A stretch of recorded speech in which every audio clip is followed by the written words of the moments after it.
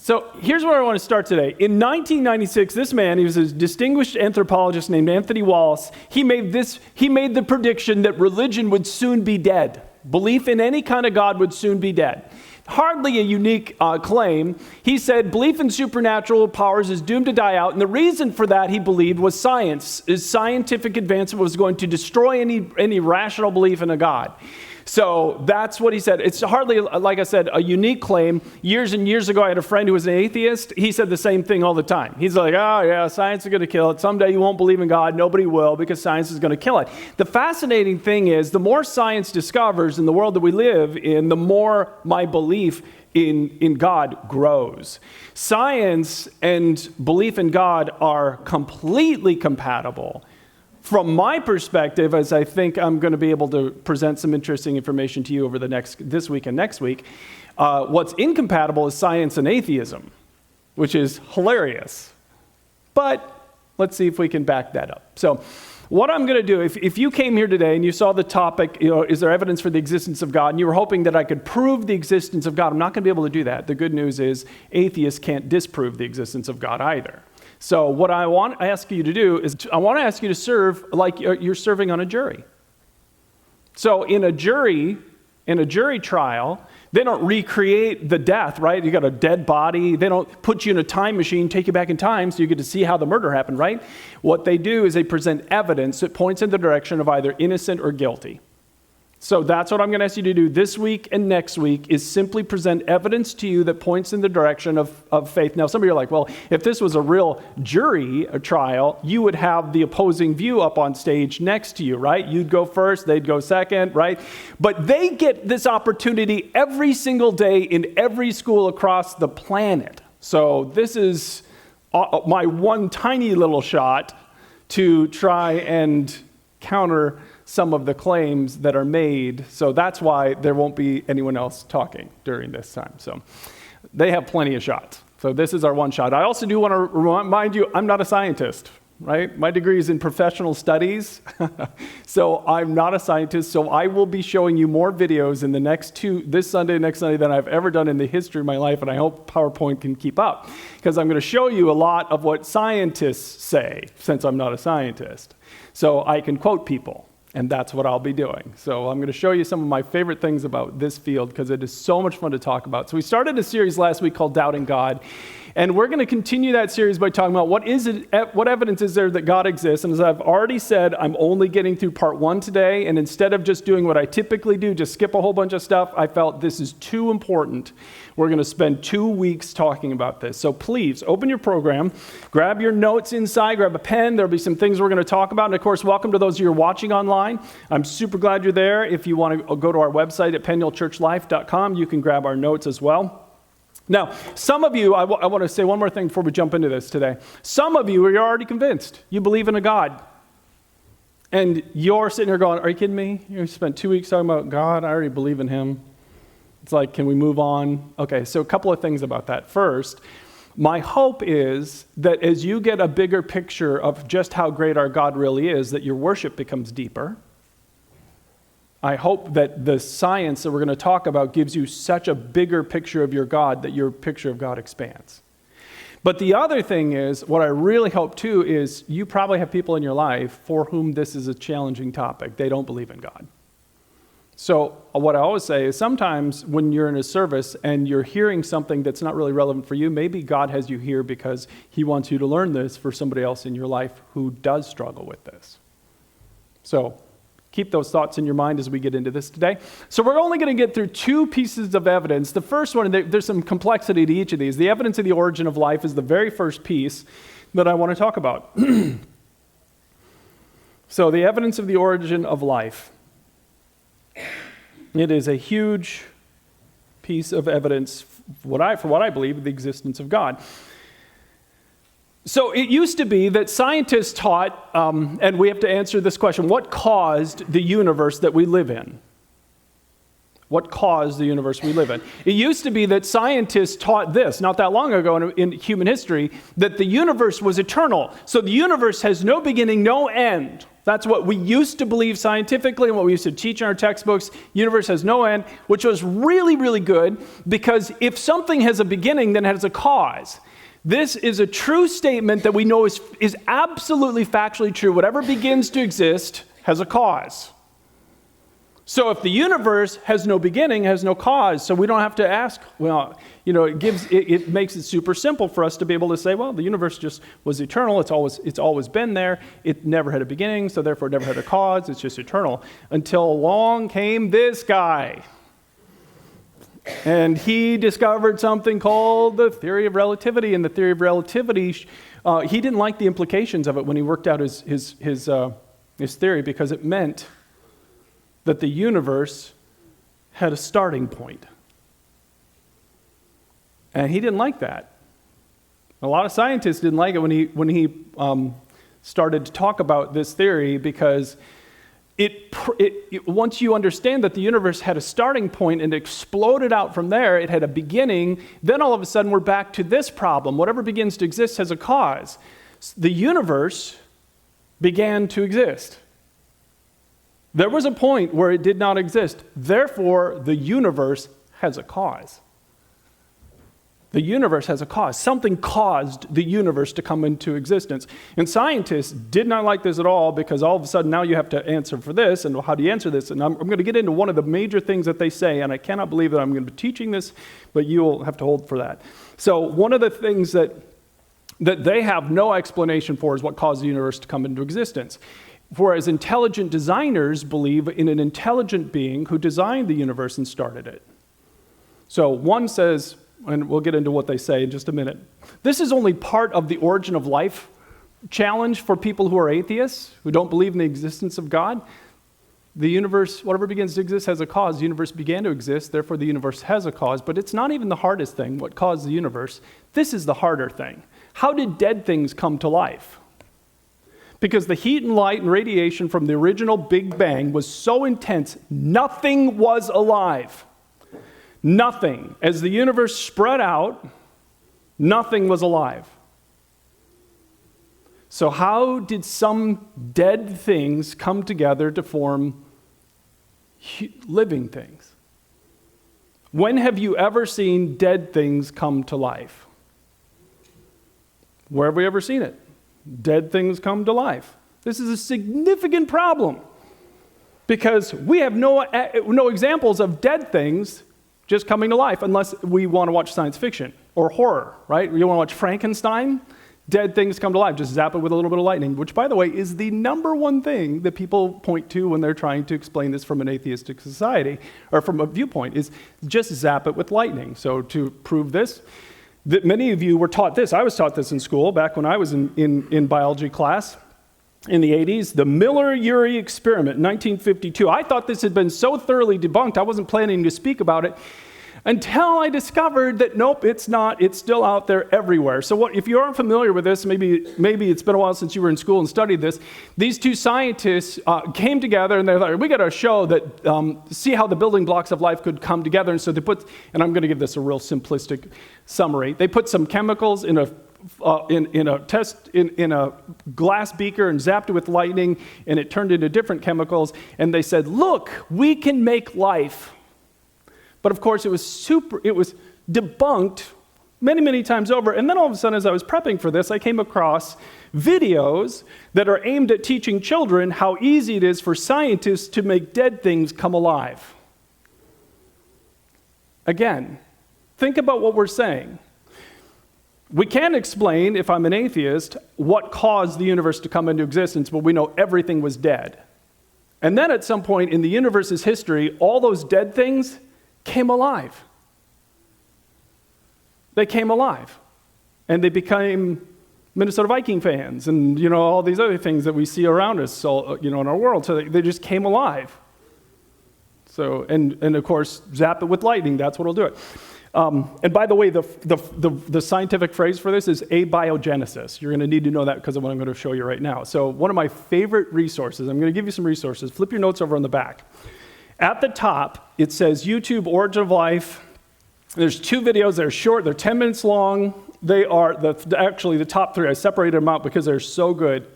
They're 10 minutes long, approximately each. They do it with animation and humor, and I'm going to show you a little clip of one of them, debunking that, again, just in case some of you have heard this Miller and Urey experiment uses justification for how we know that non-living things become living things all the time. I want to show you what the other side is saying, and then show you what actually happened. Take a look at this. What made Miller's experiment so special was it gave us proof regular non-life stuff could become cool life stuff super easily. If you understood him to mean that non-living things can easily be turned into living things and that abiogenesis is super easy, you could be forgiven for misunderstanding this misleading half-truth. What was actually meant is that chemicals, non-living stuff, purchased from industrial chemical supply shops, can be turned into different non-living stuff under circumstances that are completely irrelevant to the origin of life super easily. But put that way, the argument seems much less convincing though. So that's the actual argument. That's actually what they discovered in that experiment in 1952. If you take non-living things and you zap them with lightning in a circumstance that is nothing like what they say were the original environment, it turns into other non-living things. And yet, as you can see, the scientist was using this as justification for how easy it is for scientists to create life from dead things. If it was just as easy, why don't we walk around and make a lightning-generating machine and walk around cemeteries? This is so easy to take dead things and make them alive again, just zap them with some lightning. I mean, no, it isn't. And it's a fundamental problem that can't be answered. They have absolutely no idea. And by the way, even if you could make it just come alive, even if I could zap well, here, I got this remote control and turn it into a living thing. It's not alive, right? It's dead. It's a piece of plastic. It's inanimate. If I could zap it with lightning and it came alive, it still wouldn't even become close to being what exists in every cell of your body, which is information in a genetic code. So that we'll get into next week. So even if I could zap this thing and it would come alive, it doesn't mean it becomes these self-replicating cells. Okay, so we have this huge problem, and I want to be really clear about the problems. The problems that the other side can't answer are pretty significant. What caused the universe? What caused dead things to come to life? And then a third big thing is, how did that first living cell come together anyway? Because the more we learn, and this is why, as followers of Jesus, you never need to fear science, ever.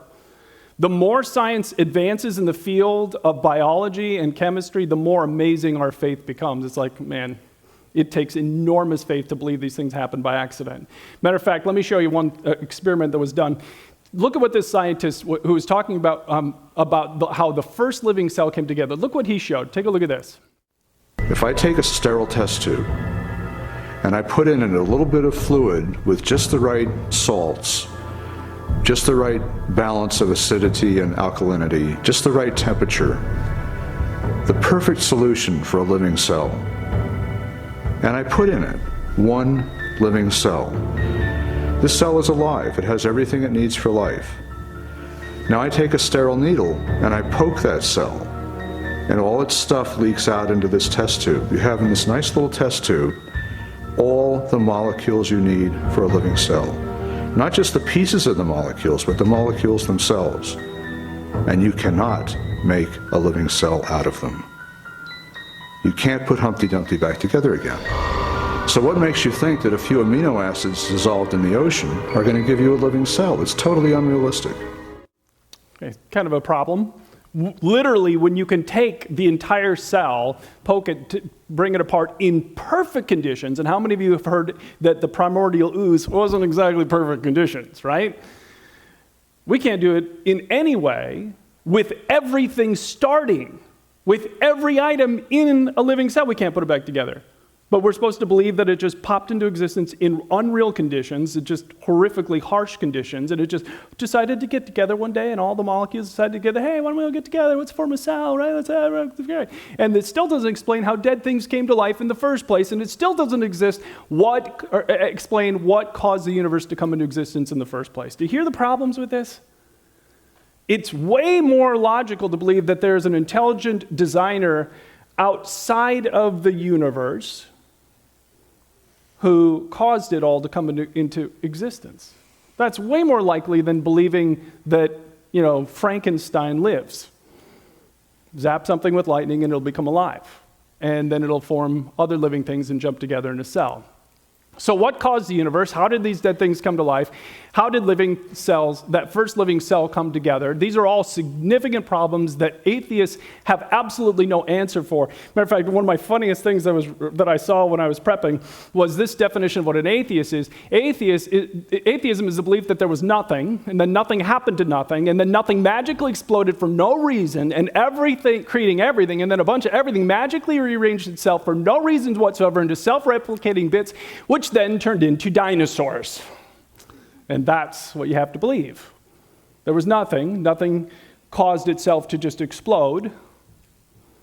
And then nothing that was alive came alive and then formed these self-replicating bits, which we'll get into next week, which is just amazing, and turned into you and me.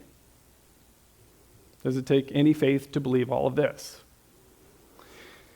Again, for us at the church, we believe in the beginning God created the heavens and the earth.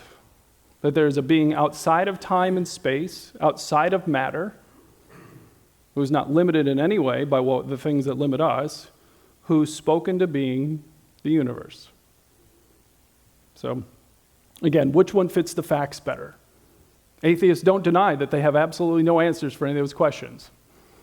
So that's just evidence. It doesn't prove anything. And I want to be really clear about this. I'm not going to prove God. I'm just going to present some evidence. That's, by the way, the weakest evidence I have. Let's go into the stronger stuff, and it'll only build from here. The only other thing we're going to cover today is the evidence of the fine-tuning in the universe. This is where you start to get into a real problem for people who say that there is no God. And they don't even deny it. So fine-tuning is really an important phrase. For those of you who aren't familiar with this argument, there are fundamental constants in nature that have specific measures that allow for the existence of life and matter. In other words, there are things that have to be fine-tuned to such levels of perfection that if you take it and move it one way, one small width of a hair in either direction, and life isn't possible anywhere in the entire known universe. That's the fine-tuning, and it's like, remember the first time I heard this, it's mind-blowing. So there are multiple forces in existence today that had to be fine-tuned in order for life to exist anywhere in the universe. So the fine-tuning of gravity is one of them.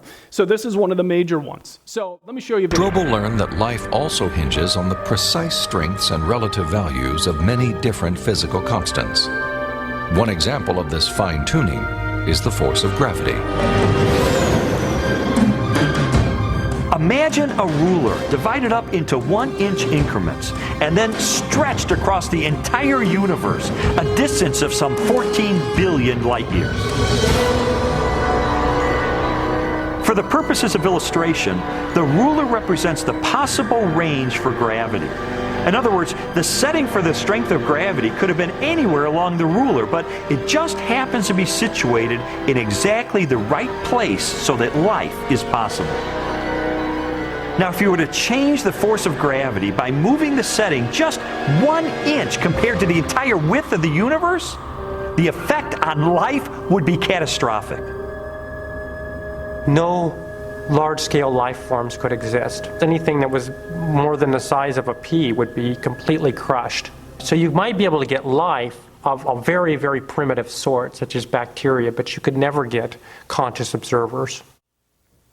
So how many of you think, if you think about a ruler that goes across the entire, not across from here to Linden, not from here to China, but from here across the entire universe, and there's only one place in 1-inch increment in a ruler that long, and the only way that you can actually have life exist is for gravity to be set at that one place. And I don't know if you understand that. If it moves too stronger, then we have black holes. If it moves too weaker, then planets can't form. So gravity is essential that it be fine-tuned to that one specific number in a universe, with a ruler, the universe-wide. And it is. What's the answer for that? Luck, right? Matter of fact, you'll hear atheists talk about the Goldilocks principle. Remember your story? Remember your childhood story? The father's oatmeal was too hot. The mom's oatmeal, am I remembering this right? Maybe I don't remember it right. Mom's was too cold. And what was the just right? That's what they mean by it. You'll hear them talk about the Goldilocks principle. It's like it was just right. These settings have to be just right for life to exist. And that's one. How about the fine-tuning of the cosmological constant, which is this idea so when God spoke and the universe came into existence, although atheists would say when the Big Bang happened, and for no reason at all, outside of cause, so it exploded, and all these dead things went shooting all across the universe, the expansion rate has to be perfect. If it expands too fast, life can't form. If it expands too slow, life can't form. That's what they're talking about here. So let me show you again just the science behind this, or the math behind this. Take a look.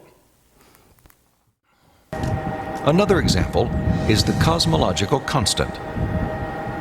The cosmological constant describes the expansion speed of space in the universe. If space expands too quickly, then the universe will spread out so quickly that material objects can't form. So you can't get stars and galaxies and planets and the types of things that we, of course, take for granted in our universe. Physicists have determined that the cosmological constant is fine-tuned to 1 part in 100 million billion billion billion billion billion. Such precision has been compared to traveling hundreds of miles into space, then throwing a dart at the Earth and hitting a bullseye measuring 1/trillionth of an inch in diameter, an area less than the width of a single atom. Okay, so how many of you think that's possible? I'm going to give you a dart, send you hundreds of miles out into outer space. You're going to turn around from outer space, throw that dart at a target that's less than the size of the width of an atom. And you're going to hit it. Anyone volunteer to take that shot? You think you're going to get close? Nope, you'll never even get close. It's mathematically not probable to believe this could happen by accident, that setting, which has to be exactly at that point where life can't exist, is exactly at that point. Literally, they talk about us winning the cosmic lottery. That's what atheists say over and over again. It's like, we won the cosmic lottery because all of these settings had to be precisely set at just the right thing where life couldn't exist, and they are. Isn't that amazing how lucky we are? We are the lottery winners, and that's not all. On we go, the fine-tuning of atoms, the force that holds an atom together. Take a look at this. This fine-tuning is also evident at the atomic level. The strong nuclear force binds atoms together. If the strength of this force were to decrease by 1 part in 10,000 billion billion billion billion, the only element left in the universe would be hydrogen. Again, chemical life would not be possible. Again, just right. Just right where it needs to be in order for life to exist. And every time we look at these things, they are just right where they need to be. Here are the agreed upon parameters. Now, it's a big list. I didn't even put it up here because I wanted you to read it. Most of these things I couldn't explain to you without just reading the definitions on the site. But some scientists would say this is the shortest acceptable list. Some scientists put the number of factors for life over 100. So I went with the shortest one. And you saw the math on the other ones, the likelihood that even the force of gravity would be right where it needs to be in order for life to exist. A ruler across the universe, 1 spot and it's there. Or throwing a dart from outer space, 1 spot and it's there for the cosmological constant. So all of these have to be precisely fine-tuned for life to exist anywhere in the universe. And good news, it is. It is fine-tuned for life to exist so that we can live in the universe. And the math behind these, again, are just stunning. I was going to try and type all these numbers up. So like the gravitational constant, it's 1 part with 34 zeros behind it. I just decided I'm not going to put 34 zeros on a slide, or 37 zeros on a slide, or 120 zeros on the slide, or 59 zeros, or 55, or 123. It's just crazy math. In other words, it's impossible to believe that happened by accident. Because at a certain point, numerically, mathematical probability kicks in and it's impossible to believe. So we're going to get into why they don't believe it. Well, actually, the reason why is scientists begin with a presupposition that there is no God. So think of it this way. Let's say that you're a detective on the police force and you get a phone call saying, we've got a body, come on over to investigate. And you go to investigate the body, but before you walk in, you say to yourself, this is not a murder. This person died from natural causes. Before you even go into the room, is that going to impact how you look at the evidence? This is not a murder. This person died of natural causes. So you open the door and you walk in, there's a body lying on the ground and he's got a knife in his back. There's a broken in window and a rock on the floor and the glass is all on the inside. There's bloody footprints that lead away from the dead body out the door. There's evidence of a struggle, chairs knocked over, and yet because you began with the presupposition that this is not a murder, this person died of natural causes, you have to explain everything through natural causes, right? You have to look at this and say, well, the rock has always been there. It's a geological formation that grew up in his living room over billions of years.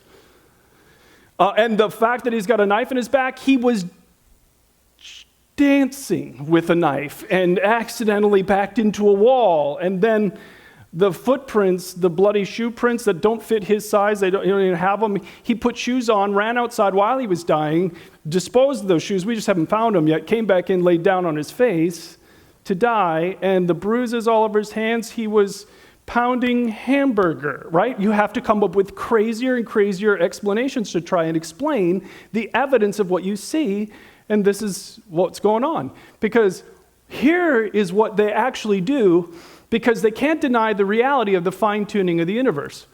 Fred Hoyle, who was a devout atheist, said a common sense interpretation of the facts suggests that a super intellect has monkeyed with physics as well as chemistry and biology, and he was a physics professor. He couldn't explain it away. And yeah, isn't it amazing how many times the word monkey comes up in this whole discussion, right? It's like, okay, someone monkeyed with it. Somebody did. He became some type of believer in God, not a Christian, but he's like, I can't explain this away. Even Stephen Hawking, the remarkable fact is that the values of these numbers seem to have been finely adjusted to make possible the development of life. So if they are finely tuned so that life could be possible, then how do you account for it?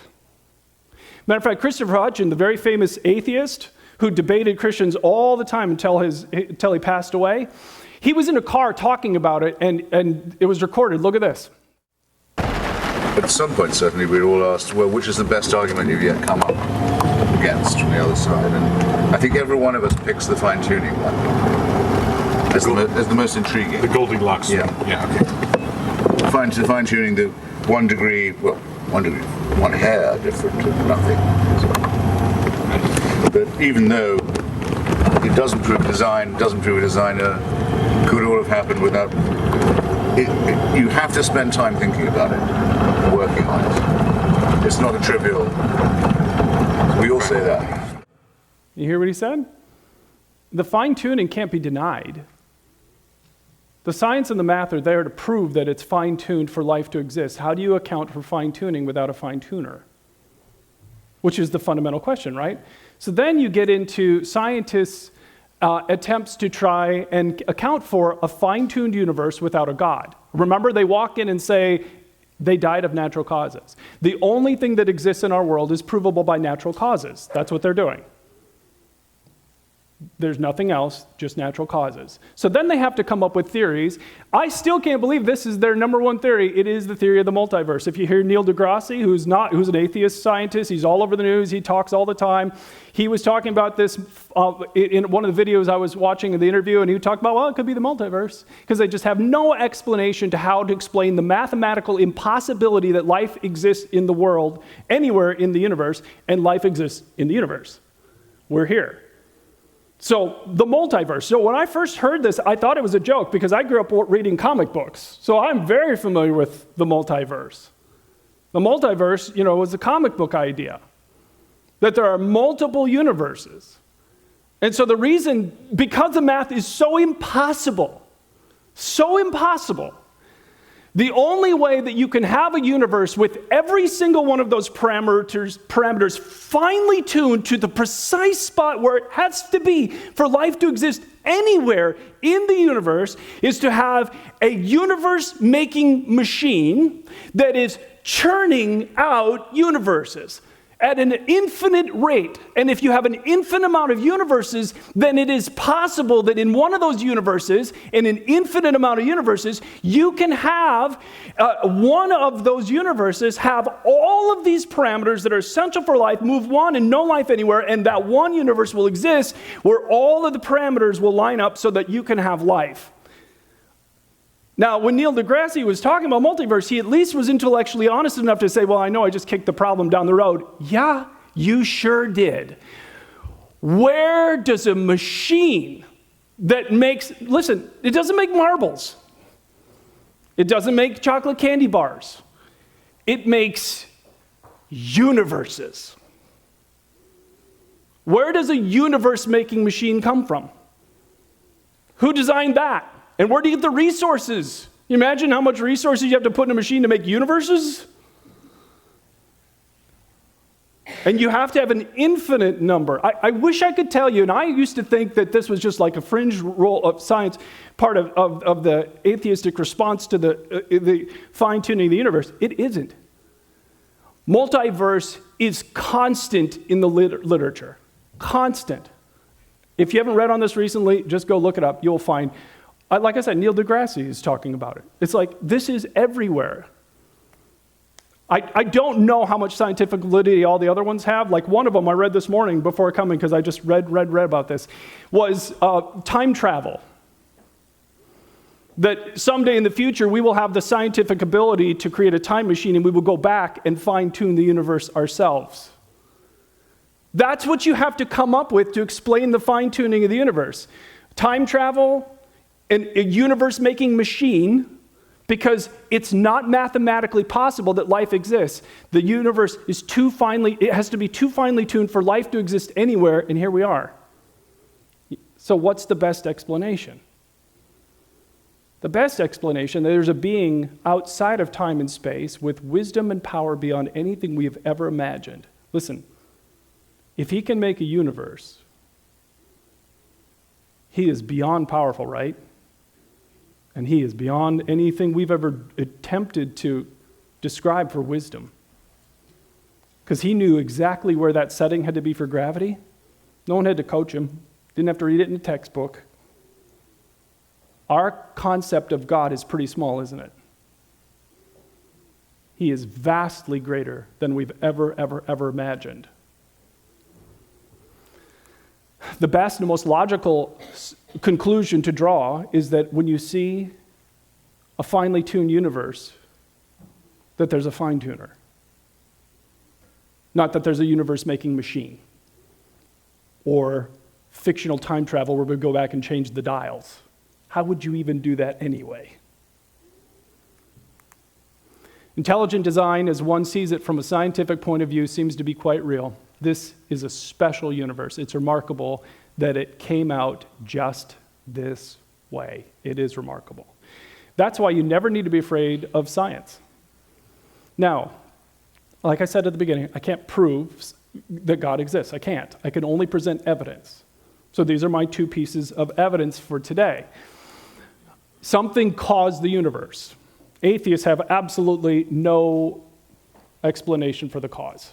Nothing existed. Listen to that phrase, nothing existed. And then nothing became something and exploded. Because the universe had a beginning point. What caused it? What's the most logical conclusion you can come to? And then something took all those dead things that exploded and brought them to life. We see that all the time, right? We see dead things come to life all the time. What causes dead things to come to life? And then something fine-tuned the universe so that life would be possible anywhere. So to me, the most logical conclusion is that there is a God, an intelligent God beyond us, beyond anything we've ever imagined about him, who is incredibly wise and incredibly powerful. Now, this is only week 1. In my mind, the real mind-blowing stuff comes next week. This stuff is incredible and can't be answered. As you saw, even the atheist Hitchens was like, man, that's tough. You got to figure out how this thing got fine-tuned. You better think about it. But we have no answers, except maybe a universe-making machine. But the real amazing stuff is what we're going to talk about next week when we talk about what's taking place in every cell of your body right while you're sitting here. That will just blow your mind. Let me just have you, as we finish up today, let me have you bow your heads as we finish. Again, like I said, I'm never going to be able to prove God. Atheists can't disprove him. There's evidence to me that points compellingly in the direction of reasonable faith. That's what this is. Your faith is reasonable. For those of you who believe in Jesus, listen, you got a reasonable faith. The science continues to prove that our faith is reasonable. The math proves that it's reasonable. There is a being of incredible power and wisdom beyond anything we've ever dreamed of. And the incredible thing, part of the story, is that he loves us so much that he didn't stay outside of this world, but he came and became one of his own creations. God the Son, Jesus Christ, entered into this world 2,000 years ago to give his life on a cross for all of us. Because this being of wisdom and power is also a being of holiness and justice, and there's no wrong in him. But there's wrong in us. So Jesus gave his life on a cross to take our debt and pay it in full, and then he rose again. And if you'll let this God of love into your life, he will begin his work from within. And all you have to do is take a step of faith toward him, something like this. Say, Jesus, I'm turning my life to you today. I need you in my life.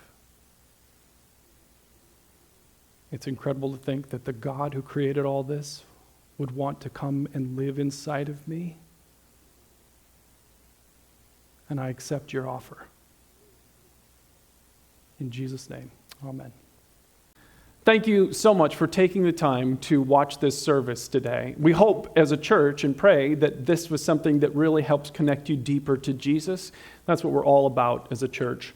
If you need to communicate with us, if you go online to penuelchurchlife.com, in the upper right-hand corner is a box that says, I said yes to Jesus. It also says, please pray for me.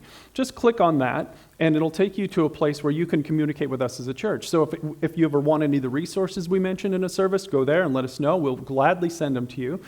Or if you made a decision to say yes to Jesus or you have a prayer request, just let us know.